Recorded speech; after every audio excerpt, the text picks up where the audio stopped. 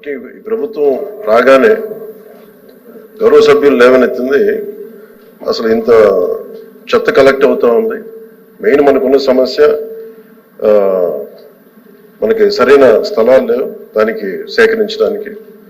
వీటన్నిటిని దృష్టిలో పెట్టుకొని మన అధికారులతో కూడా కూర్చొని చెప్పింది ఏంటంటే, ఇప్పుడు మల్టీగ్రిడ్ వాటర్ స్కీమ్ లాగా అసలు మొత్తం మండల్ హెడ్ క్వార్టర్స్ గా ఉండి మెయిన్ ఈ డంపింగ్ యార్డ్స్ కి సంబంధించి ప్రతి గ్రామం నుండి ప్రత్యేకంగా కొన్ని బండ్లు పెట్టి చెత్తను సేకరణ, ఎందుకంటే కొన్నిసార్లు కొన్ని గ్రామాల్లో స్థలాల సేకరణ కొంచెం కష్టంగా, ఎందుకంటే కనీసం స్కూల్స్ కూడా సెంట్ భూమి లేని గ్రామ పంచాయతీలు ఉన్నాయి అధ్యక్ష.